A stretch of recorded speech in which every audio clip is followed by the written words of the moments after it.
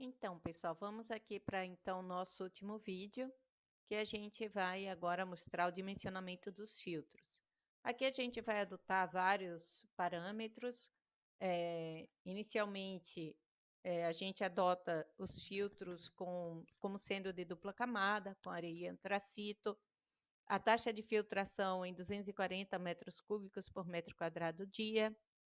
A gente também assume que a lavagem será com ar seguido de água em contracorrente. O sistema de drenagem vai ser composto por blocos de Leopold. O sistema do filtro vai ser taxa de filtração constante com variação de nível. Como nós temos dois decantadores e a largura dos decantadores a gente calculou como sendo 10, a gente vai então calcular qual é a área total de filtração necessária. Então, a gente vai ter que, para a vazão que nós temos, a gente vai precisar de 0,5 vezes 86.400 para ter isso em dia, né? Então, a gente vai ter dividido por 240, que é a taxa de filtração adotada. A gente vai ter que a gente precisa de 180 metros quadrados de filtro. Com isso, a gente agora vai calcular o número de filtros, né, o número aproximado. A gente vai usar essa equação proposta por Kawamura, que diz que o número de filtros é 1,2 vezes a vazão elevada a 0,5, só que a nossa vazão aqui tem que entrar em milhões de galões por litro, que é igual a 3.785 metros cúbicos por dia. Com isso, a gente acha que o número de filtros seria em torno de 4, então a gente vai adotar 4 filtros, sendo 2 filtros por cada decantador. Assim, a gente vai calcular a área de cada filtro, que vai ser 180 dividido por 4, 180 é aquela área total que seria necessária, chegando aqui a uma área de 45 metros quadrados por filtro. Agora a gente vai definir as dimensões do filtro. A gente sabe que o filtro ele precisa ter uma calha, né? Então, essa, essa calha lateral de coleta de água de lavagem, ela vai precisar coletar, enfim, toda essa água de lavagem do filtro, e ela é fixada em 1 metro. Então, a partir do momento que a gente fixou essa dimensão, a gente sabe que 1 metro mais x vai ser igual a 5 metros, já que a gente tem os decantadores de 10 metros, e a gente vai ter, então, os filtros relacionados aos decantadores. A gente vai ter, então, essa dimensão x sendo de total, né? Esse 1 metro mais x vai ser 5 metros, e a gente tem que x é 4 metros, e, consequentemente, o y, para a gente chegar numa área de 45 metros quadrados, a gente vai ter o y de 11,25 metros. Com relação às espessuras da camada filtrante, isso está tudo de acordo com a NBR. A gente vai ter a espessura mínima das camadas, o tamanho efetivo aqui da areia, o coeficiente de uniformidade da areia, também do antracito. A gente vai adotar o que está especificado da norma. Com isso, a gente vai ter as características granulométricas a serem adotadas, essas aqui, que são aquelas já especificadas em norma. Com isso, a gente agora verifica a grandeza L, de acordo com essa segunda tabela aqui. Também o diâmetro efetivo, a partir da tabela 2, a gente vai ter que ele é maior que 1.100, ou maior que 1.000, então está ok, de acordo com a norma. Com relação ao fundo falso, como se adota os blocos de Leopold, o fabricante já recomenda toda a camada suporte, a gente vai adotar o que o fabricante recomenda. A gente tem, então, aqui todas as camadas que vão ser adotadas de acordo com o fabricante. Então, a gente vai ter aí uma camada de 35 centímetros. Com relação à lavagem dos filtros, então, é necessário manter o filtro sempre limpo para poder passar água. Com o tempo, a gente já tinha falado que ele vai comatando.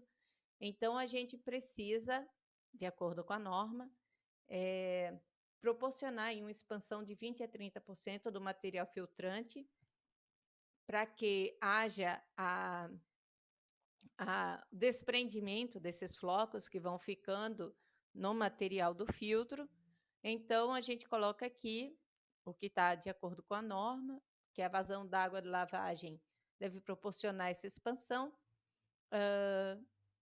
Também vai ser dependente das características do material filtrante, mas equivale à velocidade de lavagem em torno de 0,5 a 0,6 metros por minuto para filtro de fluxo ascendente e de 0,8 a 1 para filtro de fluxo descendente. Ops, troquei. Descendente de 0,5 a 0,6 e ascendente de 0,8 a 1. E a velocidade de lavagem, então, tem que ficar maior que 0,6 metros por minuto para fluxo descendente e 0,8 para fluxo ascendente. Só forma a gente vai colocar aqui, né? A norma também diz para a gente que a gente tem que ter a lavagem de ar seguido em água com velocidade de 1,3 centímetros por segundo. Então, a gente vai ter essa velocidade vezes a área do filtro. Aqui a gente tem a vazão que é necessária, que é 0,5 metros, 0,6 praticamente, metros cúbicos por segundo.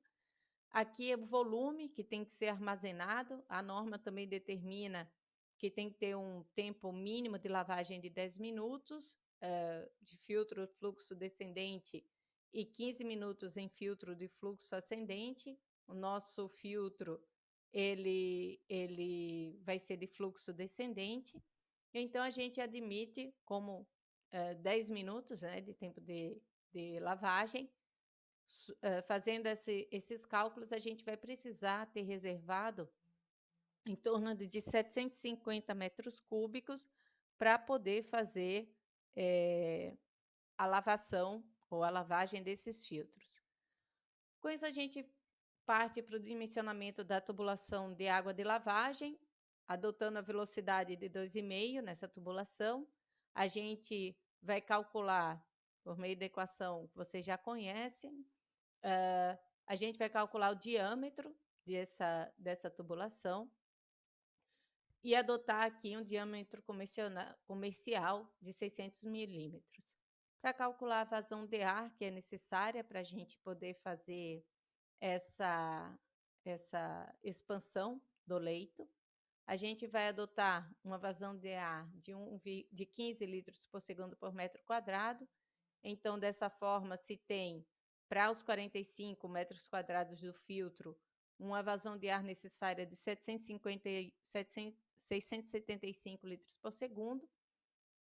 A gente calcula, então, o dimensionamento das calhas de coleta de água de lavagem. Então, se adotam 5 calhas por filtro. Assim, a sua vazão vai ser de essa vazão da água, que a gente já calculou anteriormente, dividido por 5, né, que é o número de calhas que foi adotado. A gente vai ter essa vazão para calha. Você estabelece, então, o nível máximo de água na calha calculado por essa equação. Assim, a gente vai ter, para diferentes valores aqui de largura de calha, a gente vai poder calcular o H0, que é a altura útil, e o H, a altura total. Dessa forma, para diferentes valores de largura, a gente vai ter o H0. Então, adotando aqui essa calha com 0,5 metros e altura com largura de 0,5 e altura de 0,4, a gente vai ter também o espaçamento entre as calhas, que a gente chega aqui em 9 dividido por 5, que vai ser 1,8 metros. A cada 1,8 metros, então, a gente vai ter essas calhas coletoras de água. Certo, pessoal? Aqui tem algumas referências. A gente sempre lembra que são muitas equações, são muitas informações, mas vocês vão ter esse material para olhar, para recalcular. Se eu não fiz algum cálculo errado, a coisa deve estar redondinha. Certo, pessoal? Então, era isso e até mais.